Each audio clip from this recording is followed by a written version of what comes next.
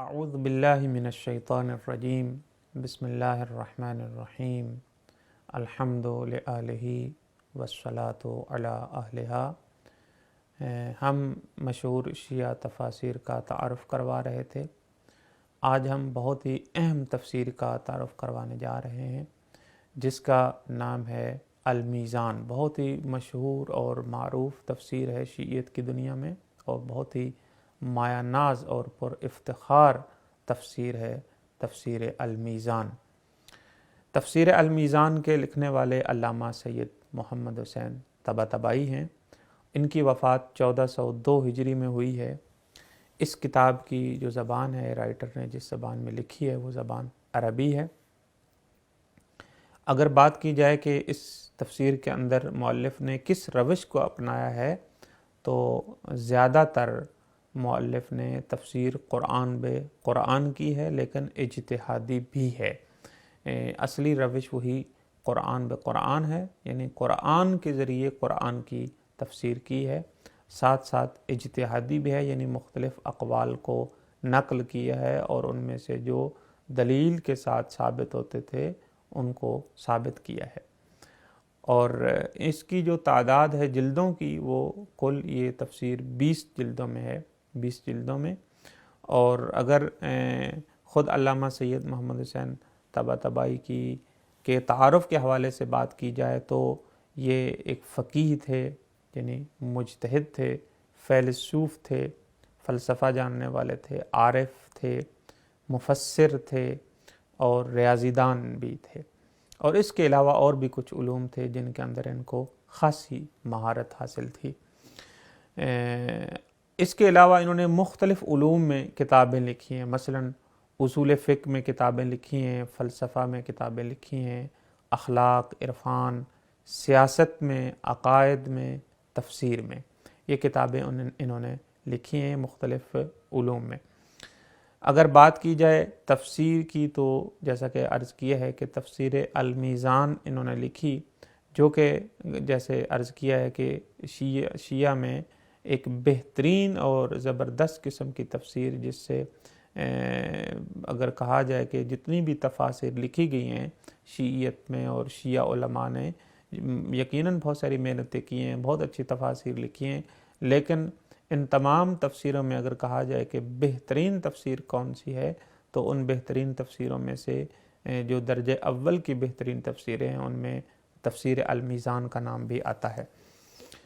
علامہ سید محمد حسین Tabatabai نے علوم قرآنی کے حوالے سے جو انہوں نے تحقیق پیش کی ہے، وہ ایک اور کتاب ہے جس کا نام ہے قرآن در اسلام۔ یہ انہوں نے کتاب لکھی تھی، اس کے اندر علوم قرآنی کے جو نظریات تھے ان کو بیان کیا ہے۔ یہ تفسیر خود علمی بھی ہے، تحلیلی بھی ہے اور استدلالی تفسیر ہے۔ اگر بات کی جائے تفسیر المیزان کے ترجمے کی، تو چونکہ یہ عربی میں تھی تو اس کا 2 بار فارسی میں ترجمہ ہوا۔ پہلی بار جو ترجمہ ہوا وہ پوری تفسیر کا ترجمہ نہیں ہوا، بلکہ ناقص تفسیر کا ترجمہ ہوا۔ وہ علامہ ایت اللہ مکارم شیرازی حافظہ اللہ، مصباح یزدی حافظہ اللہ، اسی طریقے سے آغا گرامی اور محمد جواد حجتی، ان لوگوں نے تفسیر کا ترجمہ شروع کیا۔ تقریباً 5 جلدوں تک انہوں نے ترجمہ کیا، 5 جلدوں میں، لیکن یہ پوری تفسیر کا ترجمہ نہیں ہوا تھا۔ دوسری بار سید محمد باقر موسوی ہمدانی، انہوں نے تفسیر المیزان کا ترجمہ کیا اور مکمل تفسیر کا فارسی زبان میں ترجمہ کیا۔ اور اگر اردو کی بات کی جائے تو اردو میں ترجمہ ہو رہا ہے، ابھی تک مکمل تفسیر کا ترجمہ نہیں ہوا۔ ایک اور کام جو اس تفسیر المیزان کے حوالے سے ہوا ہے وہ یہ ہے کہ جتنے بھی موضوعات تھے جن کے متعلق علامہ سید محمد حسین طباطبائی نے تفسیر المیزان کے اندر گفتگو فرمائی تھی، ان تمام موضوعات کو باقاعدہ موضوع بندی کی گئی، ان کی عناوین کو مشخص کیا گیا کہ کس کس موضوع کے متعلق انہوں نے اس تفسیر کے اندر بات کی ہے۔ تو الگ سے ایک کتاب جو ہے وہ چاپ ہوئی ہے جس کے اندر ان موضوعات کی موضوع بندی کی گئی ہے جن کو علامہ نے ڈسکس کیا ہے اپنی کتاب المیزان میں۔ اور اگر بات کی جائے منابع کی کہ کون کون سے منابع سے علامہ نے استفادہ کیا ہے، تو منابع کی دنیا میں مختلف قسم کے منابع آتے ہیں، ظاہر ہے منابع حدیثی آتے ہیں، منابع تفسیری آتے ہیں، منابع تاریخی آتے ہیں۔ تو اگر منابع تفسیری کی بات کی جائے تو تقریباً 23 تفاسیر سے علامہ نے استفادہ کیا ہے، مثلا جن میں تفسیر طبری ہے، مجموع البیان ہے، تفسیر کشاف ہے، تفسیر فخر رازی ہے، نور الثقلین ہے، در المنصور ہے، البرہان، روح المعانی، صافی، عیاشی، قمی وغیرہ اور بھی تفاسیر ہیں جن سے استفادہ کیا ہے۔ آپ نے دیکھا ہوگا کہ جن تفسیروں کے میں نے نام لیے ان میں فقط شیعہ تفاسیر نہیں ہیں بلکہ اہل سنت کی تفاسیر بھی موجود ہیں۔ اسی طریقے سے کتب لغت سے جو عربک ڈکشنریز ہیں ان میں انہوں نے مفردات راغب اور مجموع البیان، چونکہ مجموع البیان کے اندر بھی ایک بحث جو ہے وہ الفاظ کی ہوتی ہے، مصباح المنیر، قاموس المحیط اور اس طرح کی کتابوں سے استفادہ کیا ہے۔ منابع حدیثی کی بات کی جائے تو چونکہ اس تفسیر کے اندر یہ تفسیر اگرچہ قرآن بقرآن ہے لیکن اس کے اندر منابع حدیثی سے بھی روایات کی الگ جو ہے وہ ایک حصہ ہے جس کے اندر انہوں نے روایات کو نقل کیا ہے۔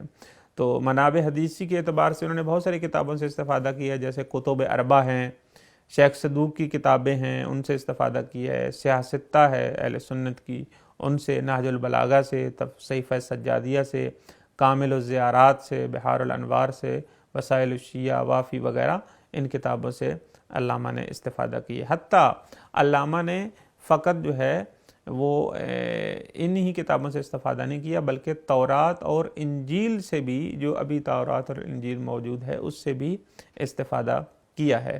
منابع تاریخی کی بات کی جائے تو تاریخ طبری، تاریخ یعقوبی، سیرہ ابن حشام، سیرہ حلبی، الکامل فی التاریخ، البدایہ والنہایہ، مروج الذہب، ملل و نحل، ان کتابوں سے استفادہ کیا ہے علامہ طباطبائی نے۔ اور پھر ایک تفسیر المیزان لکھی ہے، یہ ایک حصہ ہے تفسیر المیزان کا، انشاءاللہ پھر دوسرا حصہ جو ہے اس کا بھی تعارف کروائیں گے۔ دعائے خداوند عالم کا بارگاہ میں کہ خالق کائنات ہمیں اس تفسیر سے بہترین استفادہ کرنے کی توفیق عطا فرمائے۔ وآخر دعوانا ان الحمدللہ رب العالمین۔